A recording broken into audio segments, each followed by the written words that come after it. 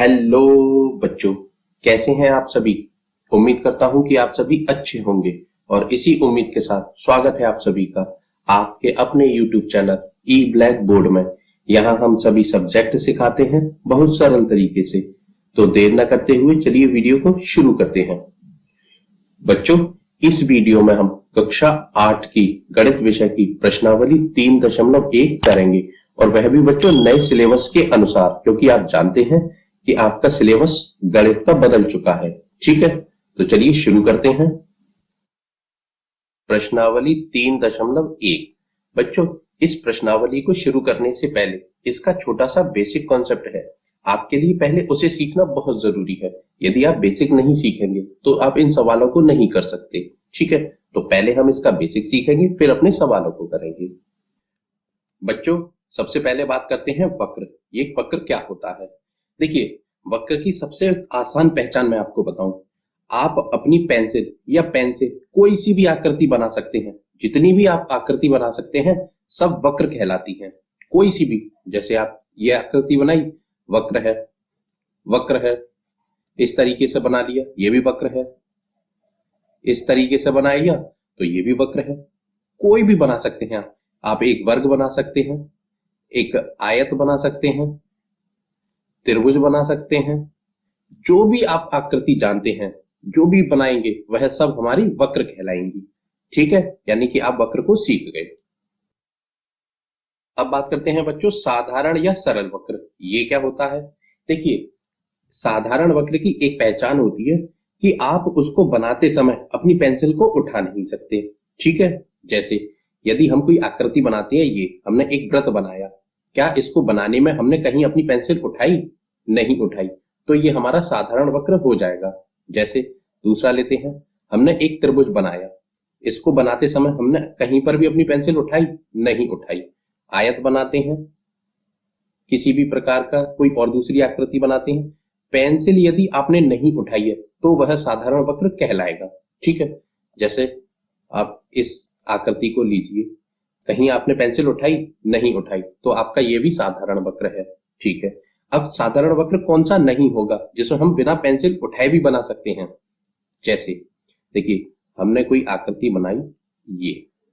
अब आप एक बात देखिए, इसको हमने बनाया, कहीं पेंसिल उठाई?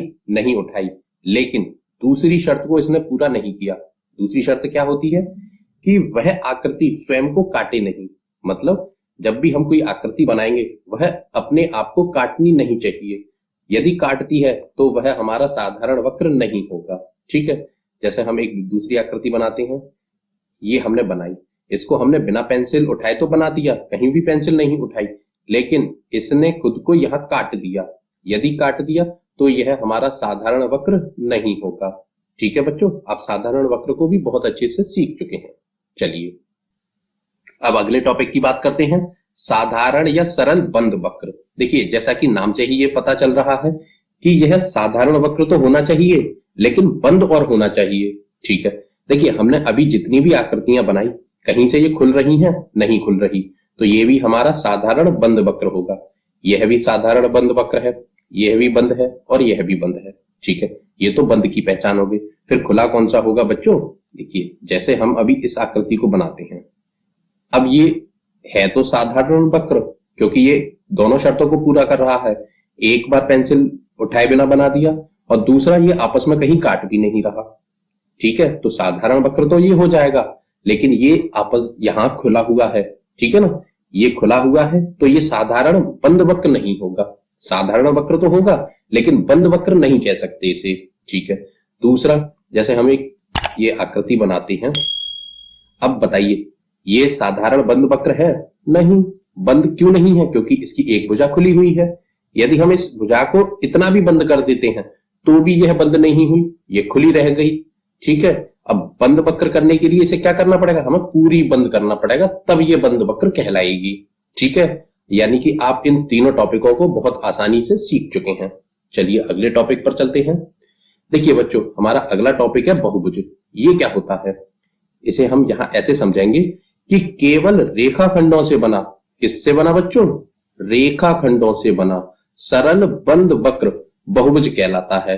ठीक है, इसकी सिर्फ एक पहचान है जिसे फॉलो करना बहुत जरूरी है कि ऐसी आकृति जो केवल रेखाखंडों से बनी हो। रेखाखंड आप जानते हैं किसे कहते हैं? ये इस तरीके से एक लाइन खींची जाती है ना, इसी को हम रेखाखंड कहते हैं। यदि कोई भी बहुभुज लाइनों से मिलकर बना है तो वह हमारा बहुभुज कहलाएगा।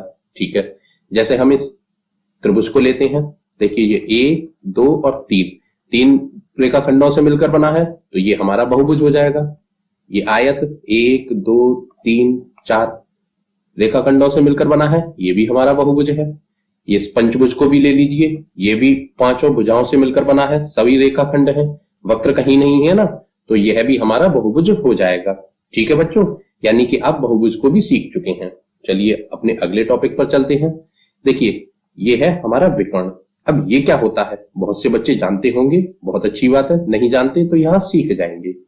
इसकी पहचान होती है कि यह किन्हीं दो शीर्षों को मिलाने वाली रेखाखंड है। क्या है? किन्हीं दो शीर्षों को मिलाने वाली रेखाखंड। ठीक है, और इसके साथ एक कंडीशन है, यानी कि शर्त है। क्या है? कि वह रेखाखंड आसन्न ना हो। जो रेखाखंड आसन्न ना हो, आसन्न का मतलब होता है बच्चों बराबर की, मतलब अपने दाएं और बाएं का शीर्ष ना हो, वह हमारा विकर्ण हो जाएगा। कैसे?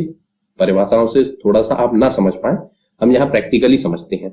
जैसे ये हमारा एक आयत है, नाम दे दीजिए इसके शीर्षों को A, B, C और D। ठीक है, अब वो कह रहा है कि किन्हीं भी दो शीर्षों को मिला दीजिए। अब हम किसको मिलाएं?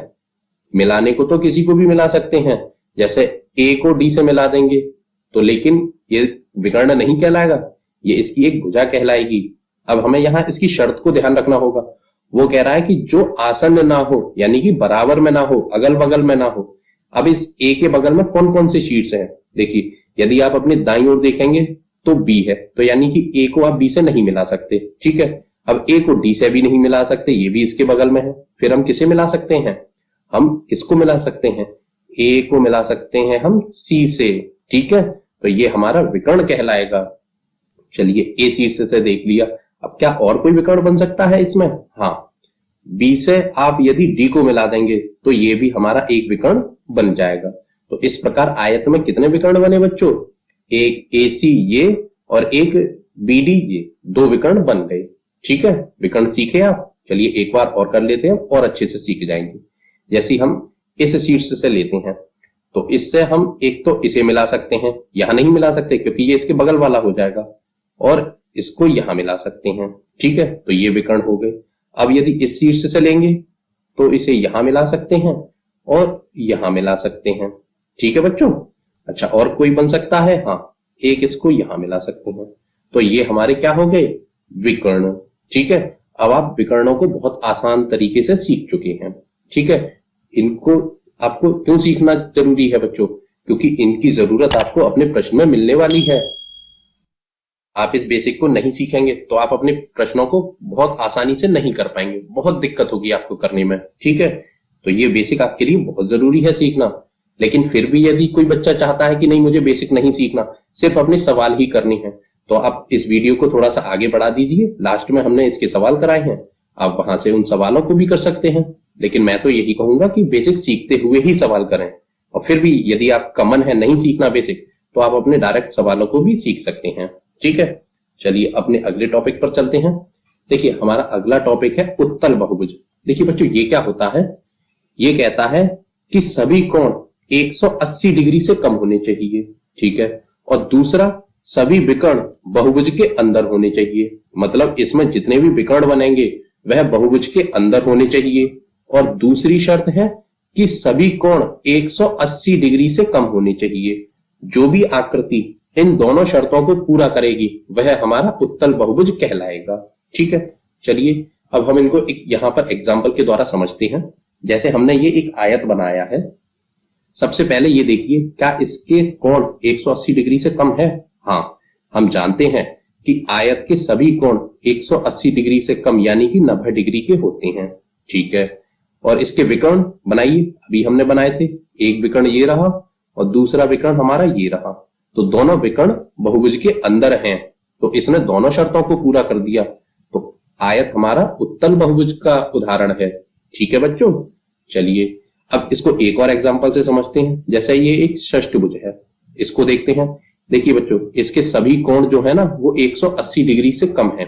अब 180 डिग्री से कम है, मैं बोल तो रहा हूं बार बार, लेकिन इसको पहचानेंगे कैसे कि वाकई में ये 180 डिग्री से कम है या नहीं। देखिए, आप 180 डिग्री जानते हैं ना कि 180 अंश का कोण कैसे बनता है। ये जो आपकी सीधी रेखा होती है ना, वह हमारी 180 अंश की होती है। ये इसका जो मध्य बिंदु है जहां से ये बनाया है, तो ये कितना है, 180 अंश का। ठीक है बच्चों, अब इससे ज्यादा कैसे होगा, यदि ये वाली रेखा इसे सीधी ना जाकर यहां कहीं टेढ़ी चली जाए, नीचे की तरफ झुक जाए, तो ये जो कोण बनेगा नीचे तक का, ये हमारा 180 से अधिक का बनेगा। अब इस षष्ठभुज में कहीं भी ऐसा कोण है नहीं। क्यों? जैसे आप इस रेखा को यहां बढ़ाइए तो देखिए ये जाना चाहिए था नीचे, तब होता 180 से ज्यादा, ये तो ऊपर ही है, तो ये भी नहीं है। ठीक है, दूसरा चेक कर सकते हैं आप, इस रेखा को यहां बढ़ाइए तो ये भी नीचे नहीं जा रहा, ये भी 180 से कम है। इसको यदि हम यहां बढ़ाते हैं, इस रेखा को यहां बढ़ाते हैं, तो देखिए ये इसके ऊपर जा रही है। ठीक है, तो ये भी 180 से कम है। कोई सा भी कोण चेक कर लीजिए, षष्ठभुज के सभी कोण हमारे 180 डिग्री से कम होते हैं। पहली शर्त पूरी हो गई। दूसरी कि सभी विकर्ण बहुभुज के अंदर होने चाहिए। चलिए विकर्ण बनाइए। देखिए ये अंदर है, यहां से हम इसको मिलाएंगे, ये भी अंदर है, इसको यहां मिला दीजिए, ये भी अंदर है, यहां मिलाएंगे तो ये भी अंदर है। ठीक है, आप किसी भी विकर्ण को बनाइए, सभी अंदर होंगे। और भी बना सकते हैं, लेकिन यहां आप चेक कर लीजिए, सारे विकर्ण बहुभुज के अंदर होंगे। तो यह दोनों आकृतियां उत्तल बहुभुज के उदाहरण हैं। ठीक है बच्चों, आप उत्तल बहुभुज को भी सीख चुके हैं। चलिए अगले टॉपिक पर चलते हैं। बच्चों दूसरा है अवतल बहुभुज। ये क्या होता है? देखिए ये कहता है कि कम से कम एक कोण 180 डिग्री से ज्यादा होना चाहिए। ठीक है, 180 डिग्री से ज्यादा, एक शर्त तो इसकी ये है। और दूसरा है कि कोई विकर्ण बहुभुज के बाहर होना चाहिए। ये दो शर्तों को जो भी आकृति पूरी करेगी वह हमारी अवतल बहुभुज कहलाएगी। ठीक है, जैसे हम कोई एक आकृति बनाते हैं बच्चों, देखिए हमने ये एक आकृति बनाई। अब हम इसमें चेक करते हैं, ये कोण 90 डिग्री का है, ये वाला भी 90 का है, ये 180 से कम है और ये भी 180 से कम है। लेकिन आप यदि इस कोण को चेक करेंगे तो ये 180 से ज्यादा का है। कैसे? जैसे ये वाली ये भुजा आ रही है, ये वाली ये भुजा आ रही है, यदि 180 होती तो ये सीधी चली जाती। ठीक है, लेकिन ये सीधी ना जाकर ये अपने इधर मुड़ गई है। ठीक है, तो 180 से भी ज्यादा बना दिया है ये वाला कोण। ठीक है ना, तो इसने एक शर्त को पूरा कर दिया कि 180 डिग्री से एक कोण ज्यादा है। ठीक है, दूसरा भी पूरा करता है, कोई विकर्ण बहुभुज से बाहर हो। देखिए ये वाला विकर्ण यदि हम बनाएंगे तो ये विकर्ण कहाँ होगा, ये बहुभुज के बाहर है। तो इस आकृति ने अवतल बहुभुज की दोनों शर्तों को पूरा कर दिया, यानी कि ये आकृति हमारी अवतल बहुभुज के अंतर्गत आती है। ठीक है बच्चों, समझ गए? चलिए अपने अगले टॉपिक पर चलते हैं। बच्चों हमारा अगला टॉपिक है समबाहुभुज। ठीक है, ये क्या होता है? जैसा कि आप इसके नाम से ही जानते हैं कि कोई ऐसी आकृति जो सम हो, सम से मतलब बराबर हो। अब क्या बराबर हो आकृति में, वो यहां लिखा हुआ है। सभी कोण व सभी भुजा यदि बराबर होती हैं तो ऐसी आकृति क्या कहलाती है? समबाहुभुज। ठीक है, जैसे हमने यहाँ एक त्रिभुज बनाया है, यदि हम इस त्रिभुज की तीनों भुजाओं को समान लंबाई की लेते हैं, जैसे मान लीजिए 3 सेंटीमीटर, ये भी 3 सेंटीमीटर और ये भी 3 सेंटीमीटर। अब यदि इसकी भुजा बराबर है तो बच्चों इसके कोण भी बराबर होंगे। त्रिभुज के तीनों अंतः कोणों का योग जानते हैं आप कितना होता है? 180 डिग्री। ठीक है, अब यदि उसमें 180 में आप 3 का भाग देंगे तो आपके कोण निकल कर आएंगे 60 के। तो ये कोण भी आपका 60 का, ये भी 60 का और ये भी 60 का। तो देखिए इस आकृति ने इसके तीनों नियमों को फॉलो कर दिया। 3 मतलब दोनों नियमों को, कि इसकी तीनों तो भुजाएं बराबर हैं और तीनों कोण बराबर हैं। तो यह आकृति कैसी होगी? यह आकृति समबाहुभुज कहलाएगी। ठीक है, जैसे हम एक वर्ग लेते हैं, देखिए वर्ग के सभी कोण कितने अंश के होते हैं? 90 अंश के। ठीक है, और वर्ग की एक भुजा यदि 4 सेंटीमीटर की है तो उसकी चारों भुजाएं 4-4 सेंटीमीटर की होगी। तो वर्ग भी हमारा एक समबाहुभुज होता है। ठीक है बच्चों। अच्छा, पंचभुज भी ले लीजिए। यदि इसके सभी कोण बराबर होते हैं तो सभी भुजाएं भी बराबर होंगी। यदि भुजा भी बराबर है तो यह भी हमारा समबाहुभुज हो जाएगा। ठीक है, आप समबाहुभुज को भी बहुत अच्छे से सीख चुके हैं। बच्चों अब बात करते हैं हम विषम बहुभुज। देखिए ये क्या होता है, ये समबाहुभुज का उल्टा होता है। ठीक है, अब इसकी पहचान क्या होती है, इसमें किसी भी आकृति के सभी कोण व सभी भुजाएं असमान होती हैं। कैसी होती हैं बच्चों, असमान, यानी कि अलग अलग। जैसे हम इस आकृति को लेते हैं, देखिए ये हमने एक त्रिभुज बनाया है, आपको दिख रहा होगा ये भुजा छोटी है, ये उससे भी बड़ी भुजा है और ये सबसे बड़ी भुजा है, यानी कि तीनों भुजाएं अलग अलग नाप की हो गई। ठीक है, अब कोणों की बात करते हैं। ये कोण अलग नाप का है, ये अलग है और ये अलग है, यानी कि इस आकृति की सभी भुजाएं अलग हैं और सभी कोण अलग हैं। तो यह कैसी आकृति हुई हमारी, विषम बहुभुज। ठीक है बच्चों, चलिए दूसरी देखते हैं।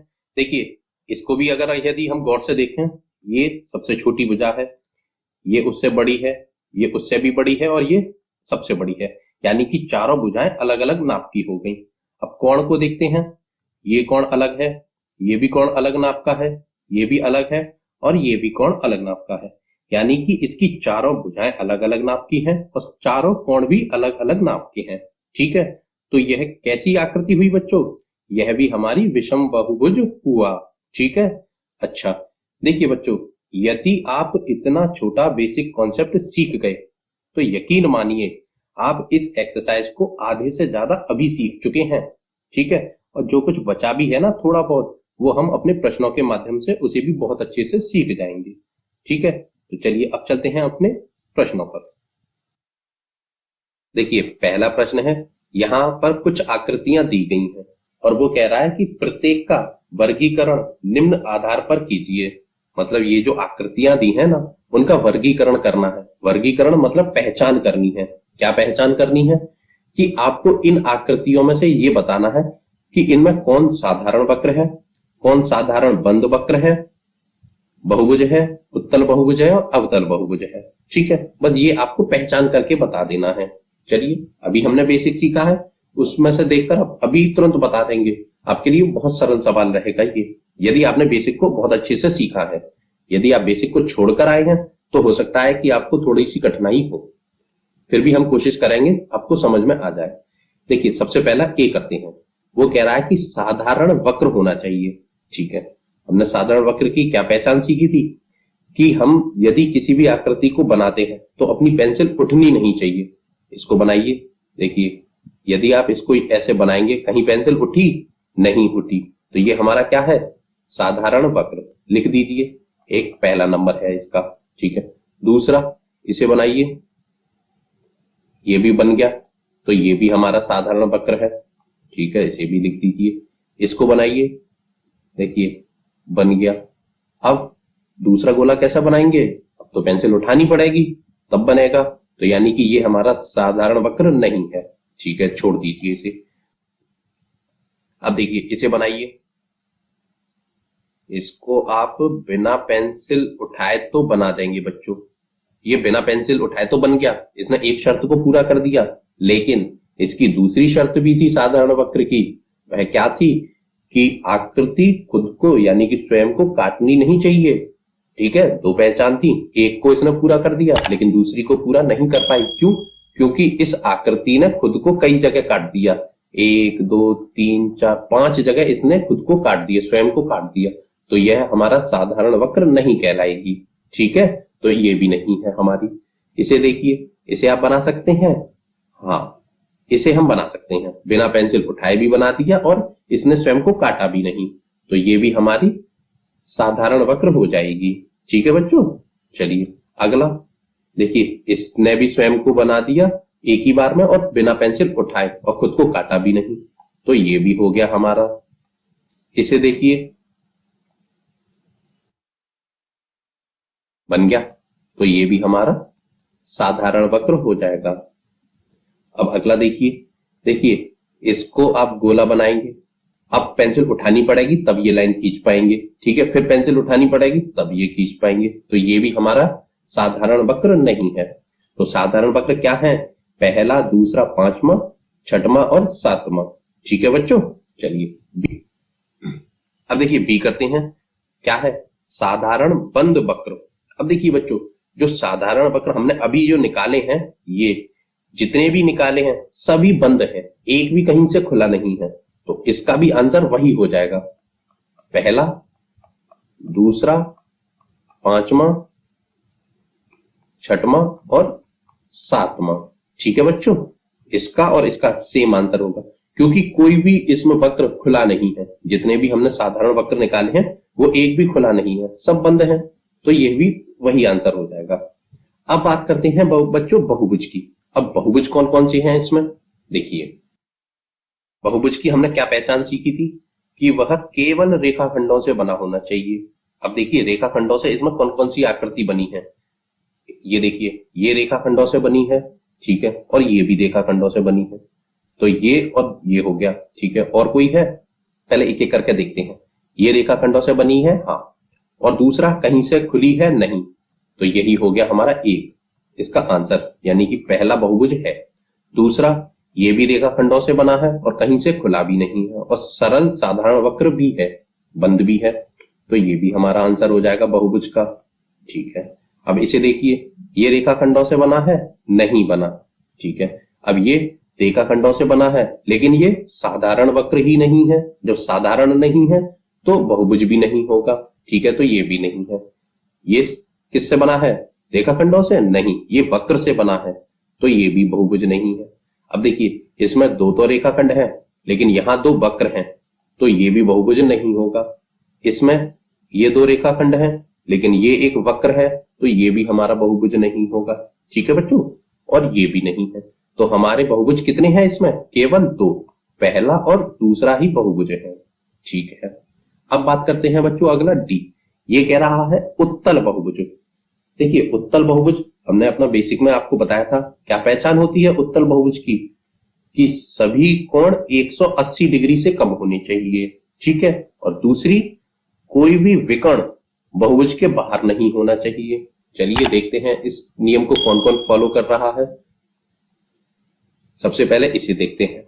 देखिए, इसके कोण ये 90 डिग्री का है, ये भी 90 का है, ये भी 90 से कम है, और ये 180 से कम है। लेकिन ये वाला क्या है? 180 डिग्री से ज्यादा। तो ये उत्तल बहुभुज नहीं हो सकता, क्योंकि इसका एक कोण 180 डिग्री से ज्यादा है। अब ये तो उत्तल बहुभुज है नहीं। इसे देखते हैं। देखिए, ये कोण और ये कोण और ये कोण सभी जो है 180 डिग्री से कम है, ठीक है। एक शर्त को पूरा कर दिया। दूसरी शर्त, विकर्ण देखते हैं। एक विकर्ण यहां बनेगा और एक यहां बनेगा, और दोनों बहुभुज के अंदर बने हैं। तो ये बच्चों कैसा बहुभुज कहलाएगा? उत्तल बहुभुज। तो इसी ने हमारी दोनों शर्तों को, उत्तल बहुभुज की दोनों शर्तों को पूरा किया है, ठीक है। अब अगला करते हैं बच्चों अवतल बहुभुज। ये देखिए, ये तो अपने आप दिख रहा है। अवतल बहुभुज की क्या पहचान थी? कि कम से कम एक कोण 180 डिग्री से ज्यादा होना चाहिए। देखिए, ये वाला कोण 180 डिग्री से ज्यादा है, ठीक है। दूसरी पहचान क्या थी?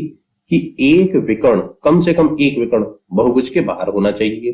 देखिए, ये वाला विकर्ण जो है ना, यदि आप इन दोनों शीट्स को मिलाएंगे तो ये विकर्ण बहुभुज के बाहर बनेगा। तो यानी कि जो अवतल बहुभुज है वो कौन सा है? पहले नंबर की आकृति।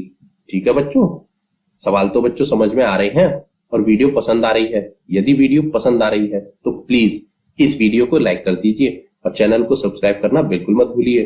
पता है मैं ऐसा क्यों बोल रहा हूँ? यदि आप चैनल को सब्सक्राइब कर लेंगे तो मैं जब भी कोई नई वीडियो बनाऊंगा, रोज ही बनाता रहता हूँ, तो उसका नोटिफिकेशन सबसे पहले आपके पास पहुंचेगा और आप उस वीडियो को सबसे पहले देखकर अपना मैथ, ना सिर्फ मैथ, एक बात और आपकी जानकारी के लिए बता दूं बच्चों, अभी तो आप क्लास 8th में हैं। जैसे जैसे आपकी क्लासेस बढ़ती जाएंगी वैसे वैसे आपको इसी चैनल ई ब्लैक बोर्ड चैनल पर कक्षा 12 तक के सभी सब्जेक्टों की ट्यूशन मिलने वाली है, वो भी फ्री ऑफ कॉस्ट। कोई पैसा नहीं लेंगे हम आपसे, ना अब तक लिया ना आगे कभी लेंगे। लेकिन एक बात और जानते होंगे बच्चों, वीडियो बनाने में मेहनत तो लगती है। अब इतनी मेहनत वीडियो बनाने के लिए हम आपके लिए कर रहे हैं, तो छोटी सी मेहनत आप भी हमारे लिए कर लीजिए। आपके वीडियो के नीचे जो लाल कलर का सब्सक्राइब का बटन है उसे दबा दीजिए और उसके बगल में जो घंटी का निशान है उसे दबाकर ऑल पर क्लिक कर दीजिए। जैसे ही आप इतना छोटा सा काम करेंगे आप हमारी फैमिली ई ब्लैक बोर्ड चैनल की फैमिली से जुड़ जाएंगे। फिर आपके सभी सब्जेक्ट अच्छे होते चले जाएंगे। ठीक है बच्चों, तो कर दीजिए। अच्छा, एक बात और बताऊं बच्चों, मैथ की क्लासेस तो आपको मिल रही हैं, इसी के साथ साथ आपको इसी चैनल पर अपनी साइंस की क्लासेस भी मिल रही हैं। यदि आप अब तक उन्हें नहीं देखते तो नीचे डिस्क्रिप्शन में उनका लिंक भी दिया है और आप प्लेलिस्ट में जाकर भी उन साइंस की क्लासेस को भी देख सकते हैं। ठीक है, चलिए अगले प्रश्न पर चलते हैं। देखिए दूसरा करते हैं। वो कह रहा है कि समबहुभुज क्या है, ये हमसे पूछ रहा है, यानी कि हमसे इससे परिभाषा लिखवाने के लिए बोल रहा है। लिख देंगे। अभी सीखा था हमने, क्या सीखा था कि ऐसा बहुभुज जिसके सभी कोण व सभी भुजाएं बराबर हो समबहुभुज कहलाता है। यही तो होता है ना, कोई भी आकृति जिसकी सभी कोण और सभी भुजाएं बराबर होंगी वह समबहुभुज कहलाएगा। ठीक है, तो हमने इसका पहला पार्ट कर दिया, ये लिख दी हमने इसकी परिभाषा। ठीक है, अब इसका दूसरा पार्ट क्या है, वो कह रहा है कि एक समबहुभुज का नाम बताइए जिसमें तीन भुजाएं समान हो। अच्छा देखिए, तीन भुजाएं से पहले देखिए आकृति कौन सी बनती है, जैसे एक भुजा, दूसरी भुजा और तीसरी भुजा। अब बच्चों ये कौन सी आकृति बनी, ये तो एक त्रिभुज बन गया। तो जिस बहुभुज की तीन भुजाएं बराबर होंगी तो वह हमारा त्रिभुज कहलाएगा। अब त्रिभुज में भी कौन सा, समबाहु त्रिभुज। कौन सा, समबाहु त्रिभुज, बाहु त्रिभुज। ठीक है बच्चों, आप इसे लिख दीजिए। जिसकी तीन भुजाएं समान होती हैं, तीनों कोण समान होते हैं, वो त्रिभुज होता है। और त्रिभुज में भी एक प्रकार होता है समबाहु त्रिभुज का, जिसकी तीनों भुजाएं और तीनों कोण बराबर होते हैं। ठीक है, पहला पार्ट हमने कर दिया। दूसरा क्या है कि चार भुजाएं समान हो। अब चार भुजाएं किसकी समान होती है, पहले बनाकर देखिए आकृति, 1 2 3 और 4। अब बताइए ये कौन सी आकृति बन गई जिसकी चारों भुजाएं बराबर होती हैं, वह होता है हमारा वर्ग। ठीक है, वर्ग ही तो होता है जिसकी चारों भुजाएं बराबर होती हैं और चारों कोण बराबर होते हैं। ठीक है, चारों कोण कितने कितने अंश के होते हैं, 90-90 अंश के, और चारों भुजाएं आपस में बराबर होती हैं। ठीक है, अब अगला है बच्चों, ये कह रहा है कि 6 भुजाएं समान हो। 6 भुजाएं किसकी होती हैं, पहले बनाकर देखिए, 1 भुजा, 2 भुजा, 3 भुजा, 4 भुजा, 5 और 6। अब देखिए ये कौन सी आकृति बनी, षटभुज की। ठीक है, जिसकी 6 भुजाएं होती है वह षटभुज होता है। और वो कह रहा है कि सभी समान होनी चाहिए, सभी कोण समान होने चाहिए, तो वह क्या होता है बच्चों, वह होता है सम षटभुज। ठीक है, षटभुज। अच्छा बच्चों, एक बात बताइए, सवाल तो आपको समझ में आ रहे हैं और वीडियो पसंद आ रही है। यदि वीडियो पसंद आ रही है तो प्लीज इस वीडियो को लाइक कर दीजिए और चैनल को सब्सक्राइब करना बिल्कुल मत भूलिए। आपका ही फायदा है, कक्षा 12 तक के सभी सब्जेक्टों की ट्यूशन मिलती रहेगी बिना पैसे लिए। ठीक है ना, तो चैनल सब्सक्राइब कर लीजिए। अच्छा बच्चों, एक बात और बता दूं, हम अभी आपको मैथ तो पढ़ा ही रहे हैं, यदि आपको साइंस भी पढ़नी है तो नीचे प्लेलिस्ट में जाकर आप वहां से 8th क्लास की साइंस को भी बहुत आसानी से पढ़ सकते हैं। ठीक है, वहां पर साइंस भी हमने शुरू कर रखी है। यदि कहीं नहीं मिलती है तो आप प्लेलिस्ट में जाकर उसे बहुत अच्छे से देखकर अपनी साइंस को भी पढ़ लीजिए। अच्छा बच्चों, इस वीडियो में हम केवल 2 ही सवाल करेंगे, क्योंकि इस पूरी एक्सरसाइज में आपके केवल 2 ही सवाल हैं। क्योंकि आप जानते हैं अब आपका सिलेबस बदल चुका है। पहले तो इस एक्सरसाइज में 10 के आसपास सवाल थे, लेकिन इस बार यहाँ 2 ही प्रश्न बचते हैं जो कि हमने आपको पूरे करा दिए। अच्छा, अब मिलते हैं अगली वीडियो में इससे आगे की एक्सरसाइज के साथ। तब तक के लिए बहुत बहुत धन्यवाद। Good bye.